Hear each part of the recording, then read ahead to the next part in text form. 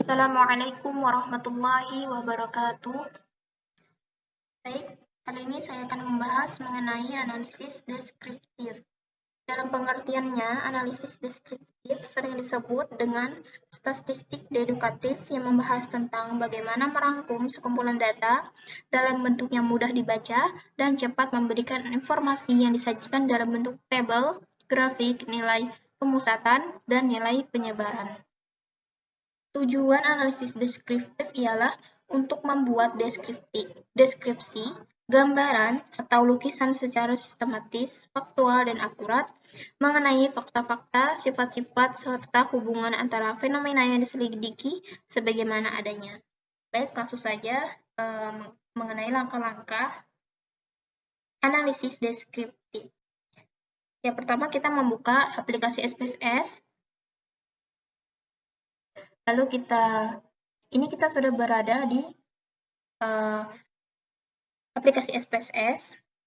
Kita klik variable view, bagian bawah, pojok kiri. Nah, sebelumnya kita sudah menyiapkan data di Excel. Nah, untuk di name, kita isi dengan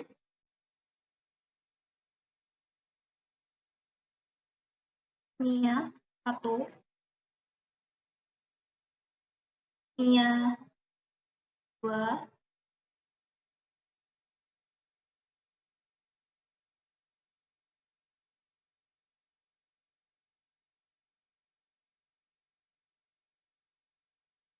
sampai 4. Ya. Pada desimal kita ubah menjadi angka 0. Semuanya kita rubah.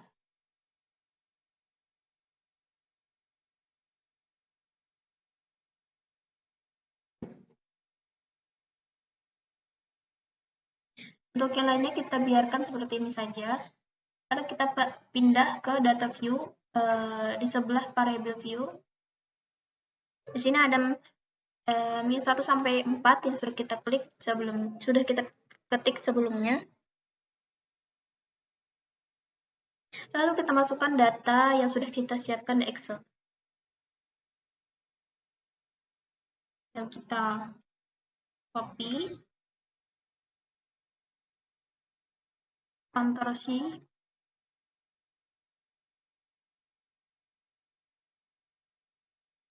lalu di sini kita Ctrl+V.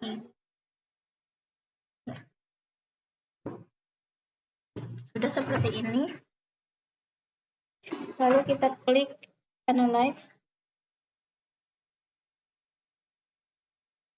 Deskriptif Statistik, lalu Deskriptif. Kita klik saja. Di sini akan timbul kolom seperti ini. Lalu kita Ctrl+A, kita pindahkan ke sebelahnya, ke kanan.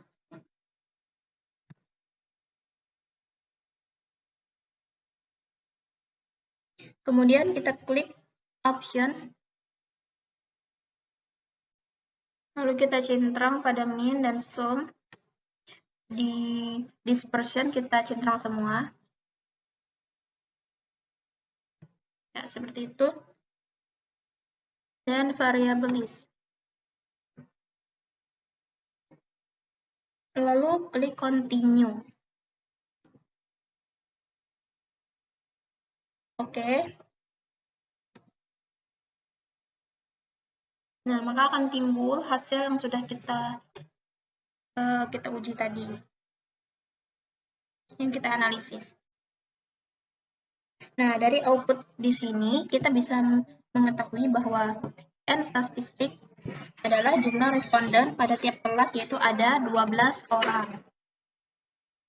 Nah, pada rank adalah jarak pengukuran antara nilai tertinggi dengan nilai yang terendah. Di sini ada 38 sampai 42. Lalu ada minimum menunjukkan nilai terendah dari suatu data. Ada 60 sampai 56.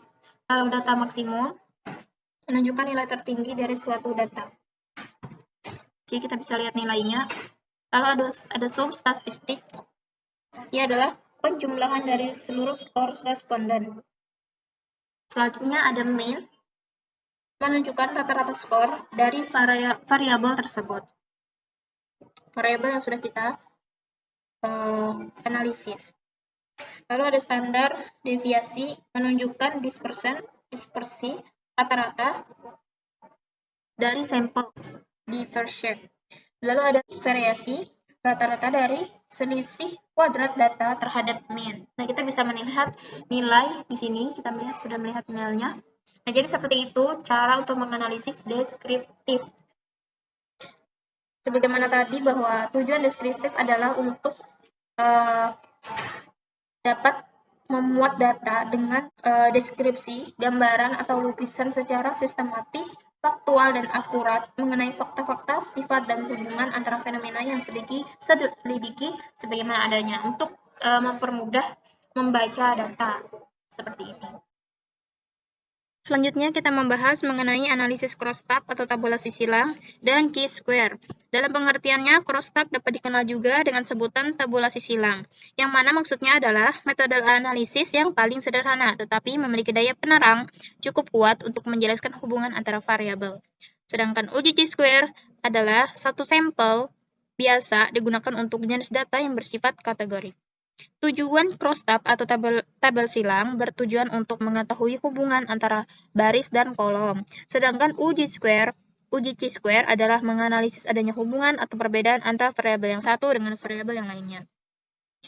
Baik, langsung saja menuju langkah-langkah crosstab dan chi-square. Nah, yang kita analisis di sini adalah pengaruh hubungan antara jenis kelamin dan umur seseorang dengan tingkat pendidikan yang dicapai. Sebelumnya kita menyiapkan datanya di Excel seperti ini. Ada jenis kelamin laki-laki perempuan dan kode 1 menandai dengan laki-laki dan kode 2 menandai dengan perempuan. Dan umur ada 1 sampai 15 tahun, 16 sampai 21 tahun, dan 21 tahun sampai 25 tahun, 26 sampai 30 tahun, dan 31 sampai 35 tahun. Dengan kode 1, 2, 3, 4, dan 5. Pendidikan juga ada di sini dari MTS sampai S2 dengan kode 1, 2, dan 3, dan 4. Nah, seperti itu. Kita kembali ke sini. Nah, di sini kita sudah masuk di SPSS-nya. Ini sudah saya ketik di sini untuk mempersingkat waktu. Nah, jadi name di sini kita tulis JK, UMR, umur, dan pendidikan.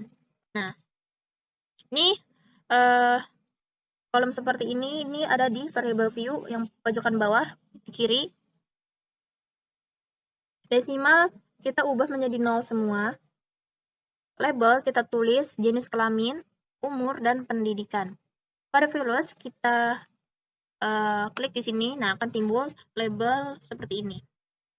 Akan timbul kolom seperti ini. Sebelumnya saya menulis pada value itu 1, label itu laki-laki. Setelahnya baru di ADD. Soalnya untuk perempuan juga seperti itu. Lalu kalau sudah, maka klik OK. Sesuai data yang sudah kita siapkan tadi.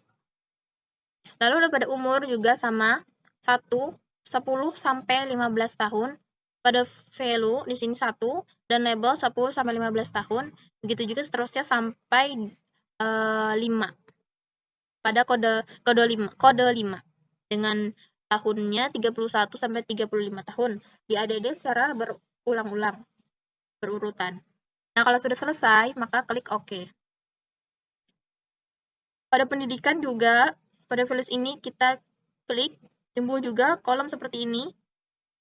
Pada value kita klik 1, label MTS, itu juga MA, S1 dan S2-nya dengan kode 1, 2, 3, dan 4.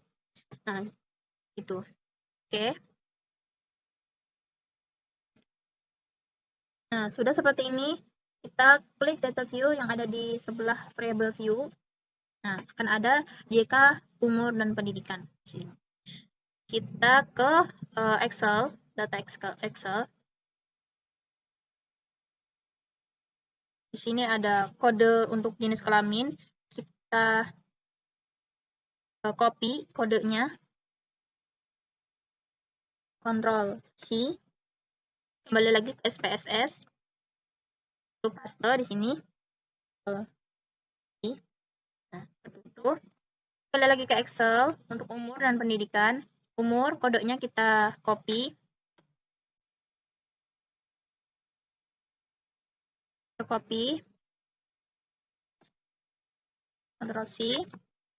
Lagi ke SPSS. Umur di sini.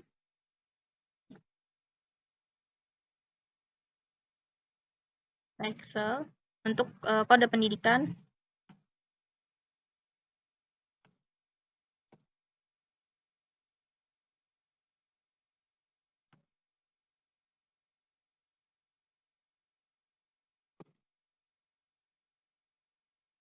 Lagi ke SPSS.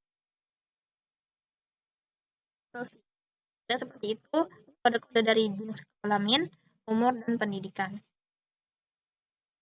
Lalu kita ke analis bagian atas,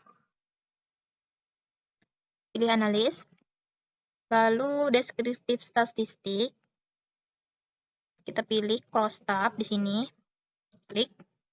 Nah, ada seperti ini. Kita pindah jenis kelamin ini ke raw. Sini, dengan mengklik yang tanda panah di tengah ini, umur, klik pada tanda panah di tengah, ke sebelah kanan pada kolom. Nah, pendidikan layer 1. Seperti itu.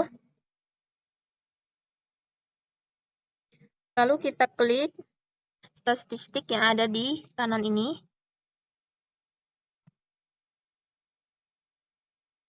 Checklist Chi-square yang ini. Kita checklist. Lalu klik continue untuk menampilkan output hasil akhir. Oke. Maka akan timbul hasilnya di sini. Nah, seperti itu.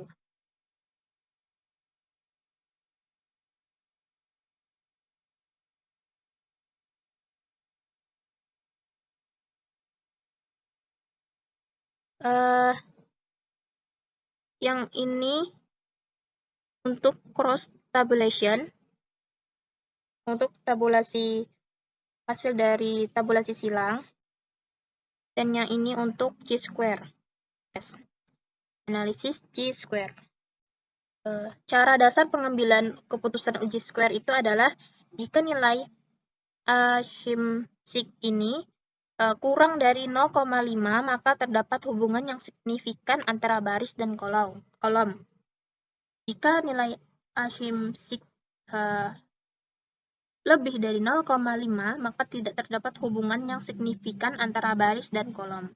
Untuk yang ini kita lihat di sini, nilai Ashimsik itu ada 0,368. Karena ia lebih dari patokan tadi yaitu 0,5, maka dapat disimpulkan tidak terdapat hubungan yang signifikan antara jenis kelamin dan umur dengan tingkat pendidikan. Nah, jadi itu hasilnya. Seperti itu cara menyimpulkan atau mentafsirkan hasil dari analisis Chi-square test. Itu. Baik, mungkin itu saja. Wassalamualaikum warahmatullahi wabarakatuh.